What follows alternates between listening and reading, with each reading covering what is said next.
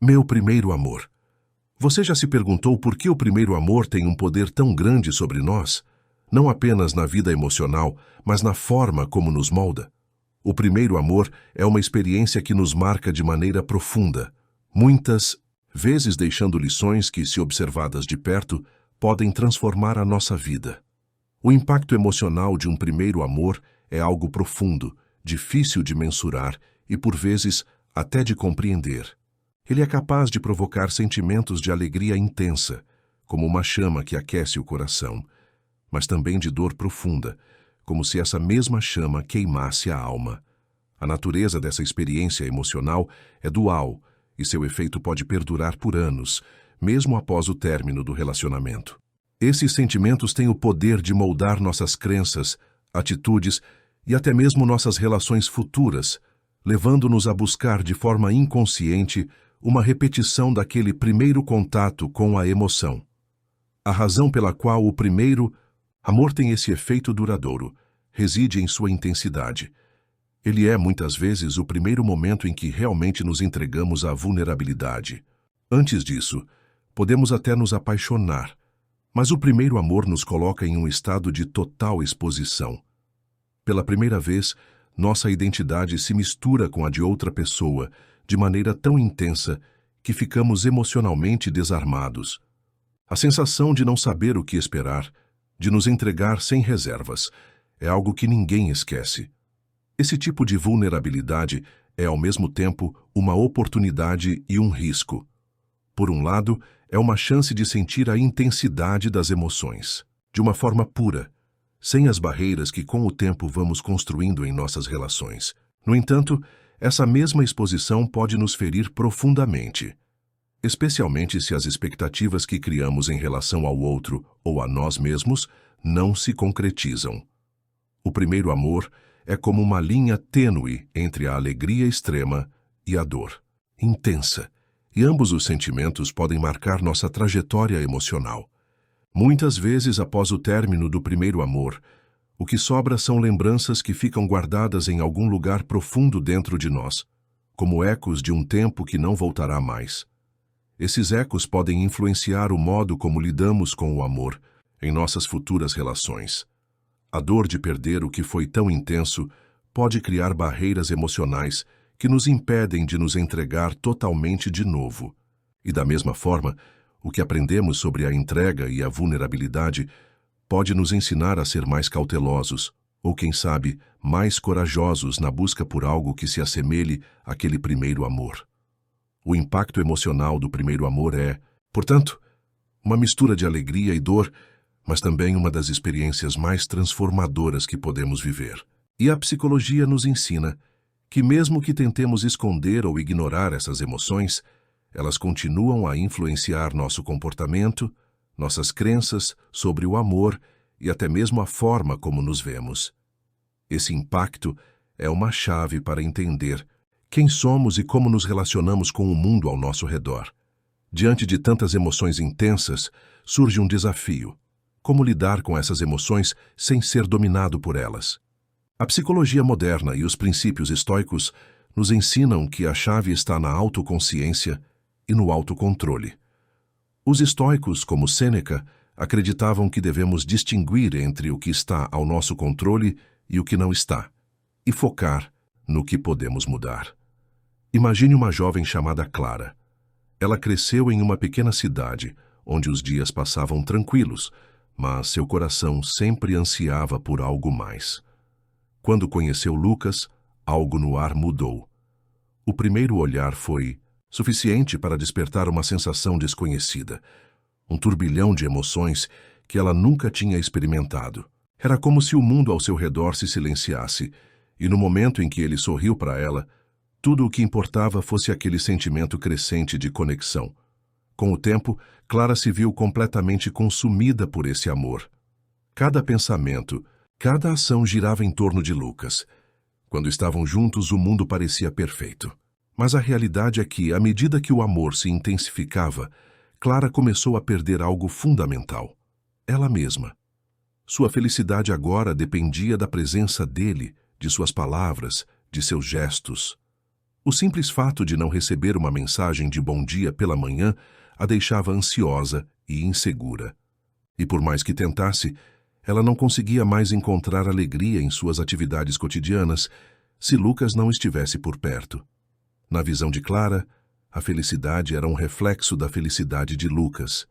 Ela se perguntava: se ele não está feliz, eu posso ser feliz? E assim, ela entrou em um ciclo vicioso de esperar que a felicidade viesse de fora. Com o tempo, as pequenas falhas de comunicação, os mal-entendidos e as expectativas não atendidas começaram a corroer o que antes parecia uma relação perfeita. A dor de ver que a conexão que ela acreditava ser única estava se desgastando a fez-se perder cada vez mais. Ela sentiu o peso de não conseguir controlar o que antes parecia tão certo e previsível. Lucas, por sua vez, já não compartilhava o mesmo entusiasmo, e essa diferença de sentimentos a levou a um lugar ainda mais solitário. Foi nesse ponto que Clara começou a perceber algo que, antes, parecia incompreensível. Sua felicidade não deveria depender de outra pessoa. No momento em que ela se deu conta disso, o processo de despertar foi doloroso, mas libertador. Ela percebeu que estava tão focada em esperar o amor de Lucas para validar seu valor pessoal, que se esqueceu de se amar e se cuidar em primeiro lugar. A ideia de que sua felicidade estava atrelada à aprovação de outra pessoa a havia aprisionado. O processo de autodescoberta foi gradual. Clara começou a buscar atividades que a faziam feliz por si só. Ler, passear pelo parque, conversar com amigos e, o mais importante, estar consigo mesma sem a necessidade de uma validação externa. No começo, a solidão a assustava, mas aos poucos, ela começou a perceber que a paz interior que tanto buscava estava dentro dela o tempo todo, só que havia sido obscurecida pela dependência emocional. O ponto de virada aconteceu em um dia comum, enquanto Clara caminhava sozinha pela praia, observando as ondas quebrando suavemente na areia. Ela percebeu que, assim como o mar, sua felicidade deveria ser algo constante e forte, mesmo quando as marés da vida a desafiassem. Ela tinha se perdido de si mesma por tanto tempo que esquecerá que a verdadeira felicidade não vem de fontes externas, mas de um lugar profundo dentro de nós, da nossa capacidade de nos amar, cuidar de nós mesmos e ser a base para nossa própria alegria. A jornada de Clara reflete uma luta interna que muitos de nós enfrentamos ao longo da vida. A busca pela felicidade fora de nós, em outros, em coisas, em circunstâncias. Mas a verdadeira transformação ocorre quando percebemos que a felicidade genuína não está no amor de outra pessoa, mas em nosso amor por nós mesmos, na nossa capacidade de aceitar a vida como ela é e de nos mantermos firmes em nossa identidade, independentemente do que acontece ao nosso redor. Esse despertar não foi fácil para Clara. Foi uma jornada repleta de lágrimas, inseguranças e questionamentos. No entanto, quando ela finalmente encontrou a força para soltar as amarras da dependência emocional, começou a se reconstituir. E agora, Clara sabe que o amor que ela deve cultivar, mais do que nunca, é o amor próprio, pois é a partir disso que todas as outras relações florescem. Durante esse processo, Clara descobriu que carregava crenças limitantes sobre o amor e sobre si mesma. Ela acreditava que não poderia ser feliz sem estar com outra pessoa. A psicologia nos ensina que essas crenças podem ser desafiadas, e os estoicos defendem a ideia de que nossa paz interior não depende das circunstâncias externas. A mudança começa com a percepção de que nossos padrões de pensamento podem ser alterados. Clara, ao perceber suas crenças limitantes, iniciou uma jornada de mudança. A psicologia da mudança nos mostra que podemos transformar nossa mentalidade ao praticarmos novos hábitos de pensamento. Com a mudança mental, Clara começou a agir de forma diferente. Sua nova percepção a levou a comportamentos mais saudáveis e equilibrados. A psicologia do comportamento diz que nossos hábitos moldam nossa realidade. Ao mudar o que fazemos, mudamos quem somos. Clara também passou a focar nos pensamentos positivos. Ela começou a perceber que seus pensamentos influenciavam diretamente suas emoções e ações. A psicologia do pensamento positivo nos ensina que focar no que há de bom, mesmo nas situações difíceis, pode mudar nossa trajetória de vida. A forma como nos expressamos também afeta nosso comportamento. Clara começou a usar uma linguagem mais construtiva e positiva em sua vida diária. Ao invés de dizer, não posso fazer isso, ela passou a dizer, eu posso aprender a fazer isso. Esse simples ajuste na linguagem gerou uma mudança significativa em suas ações. A neurociência nos mostra que o cérebro tem uma incrível capacidade de se adaptar. A plasticidade cerebral é a capacidade do cérebro de formar novas conexões e mudar sua estrutura com base em novas experiências. Clara experimentou isso ao longo de sua jornada, pois cada nova mentalidade e comportamento a ajudaram a criar novas conexões neurais. A ciência e a filosofia estoica concordam. A transformação começa dentro de nós. A psicologia moderna e o estoicismo nos mostram que podemos mudar nossas crenças, nossa mentalidade e, consequentemente, nossa realidade. Mas isso requer ação e disciplina. Para os estoicos como Sêneca, Epicteto e Marco Aurélio, a verdadeira felicidade não depende das circunstâncias externas, mas sim do cultivo de virtudes internas. O conceito central do estoicismo é que a virtude, a prática de viver de acordo com a razão e com princípios sólidos, é o único bem real e duradouro.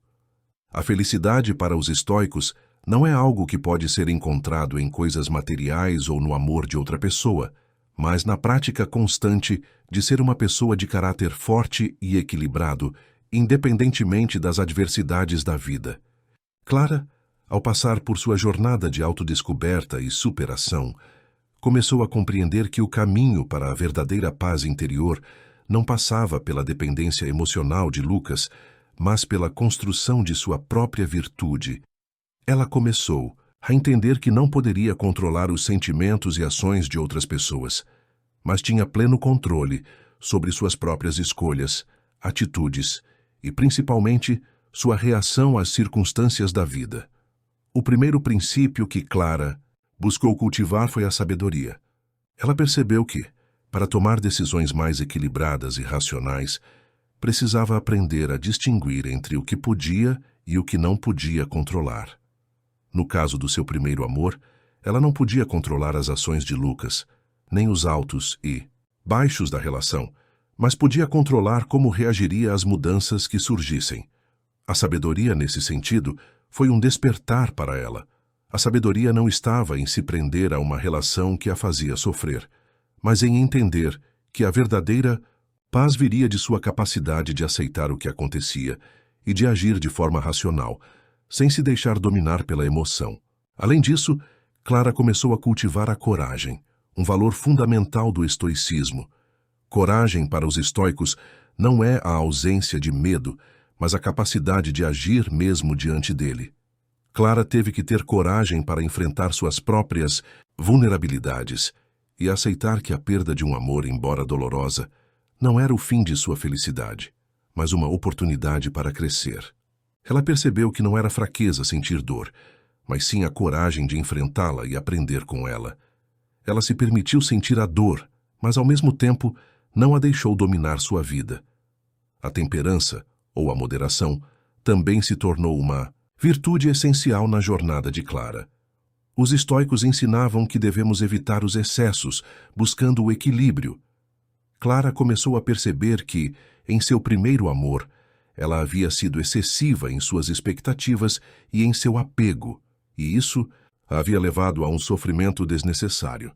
Ao cultivar a temperança, Clara aprendeu a equilibrar suas emoções e expectativas, sem se deixar consumir por elas. Com o tempo, Clara internalizou a ideia de que a virtude é um caminho contínuo, uma prática diária. Não se tratava de alcançar a perfeição, mas de se empenhar constantemente para ser uma pessoa melhor, mais equilibrada e mais centrada. A paz interior que ela buscava não viria da busca incessante por um amor que a completasse, mas da prática diária, da virtude, da sabedoria, da coragem e da temperança. Esse processo foi libertador para Clara. Ela começou a perceber que o verdadeiro poder estava em sua capacidade de manter o controle sobre suas próprias emoções e ações, independentemente do que acontecia ao seu redor. Quando ela aplicava os princípios estoicos em sua vida, percebia que as dificuldades emocionais, como o fim de um relacionamento, não precisavam a consumir completamente. Em vez disso, ela poderia usá-las como uma oportunidade de crescimento. Ao final de sua jornada, Clara compreendeu profundamente o ensinamento estoico de que a virtude é suficiente para a felicidade. Ela não precisava de um amor externo para se sentir completa, pois já possuía dentro de si as virtudes que a tornavam forte, equilibrada e em paz. Ela entendeu que a verdadeira felicidade não era um objetivo a ser alcançado, mas uma maneira de viver, em constante alinhamento com a razão, a sabedoria e as virtudes que ela cultivava todos os dias. 13. O que está por trás da transformação? A verdadeira transformação está em mudar nossa forma de ver o mundo. Ao mudar a forma como Clara lidava com suas emoções e pensamentos, ela transformou sua realidade. Mudança de mentalidade é a chave para a transformação. Clara usou os princípios da psicologia para mudar sua mentalidade. E os estoicos nos ensinam que devemos nos focar no que podemos controlar. Ao fazer isso, ela foi capaz de lidar com as adversidades de uma forma mais equilibrada e racional. Clara superou suas crenças limitantes. Ela acreditava que precisava da aprovação dos outros para ser feliz, mas aprendeu que sua felicidade vinha de dentro. Esse processo é essencial para a transformação, como ensina a psicologia. O primeiro passo para a mudança é a autoconsciência. Clara começou a observar seus próprios pensamentos e comportamentos, o que lhe permitiu começar o processo de reprogramação mental. A psicologia nos ensina que, ao nos tornarmos conscientes de nossos padrões, podemos modificá-los. A reprogramação mental envolve substituir velhos padrões de pensamento por novos, mais saudáveis. O estoicismo ensina que devemos treinar nossa mente para focar no que podemos controlar e deixar de lado o que não podemos. Uma técnica simples é o exercício da reflexão diária. Clara começou a escrever em um diário, refletindo sobre seus pensamentos e ações, e isso a ajudou a reprogramar sua mente. A psicologia sugere que a prática da escrita pode ajudar a clarear a mente e a estabelecer novos padrões. Outra técnica poderosa é o uso de metáforas. Clara se imaginava como uma árvore que, embora abalroada pelo vento da adversidade, se mantinha firme e forte. As imagens mentais são uma forma de reprogramar a mente e criar uma nova realidade emocional. A autoconfiança vem da prática constante de autocontrole e autoconsciência. Clara, ao aplicar os princípios do estoicismo, começou a confiar mais em sua capacidade de superar desafios e manter sua paz interior. O empoderamento pessoal de Clara veio quando ela decidiu que sua felicidade não dependeria mais de circunstâncias externas, mas de suas próprias ações e escolhas. A autodisciplina mental é um princípio essencial tanto na psicologia quanto no estoicismo. Clara aprendeu a controlar seus impulsos e emoções, mantendo seu foco nas suas metas e virtudes.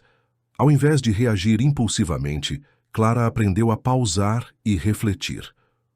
O autocontrole emocional é uma habilidade poderosa que os estoicos valorizavam profundamente. Clara começou a focar em quem ela estava se tornando, ao invés de apenas nas ações que estava tomando. A identidade é o alicerce sobre o qual nossas ações se constroem.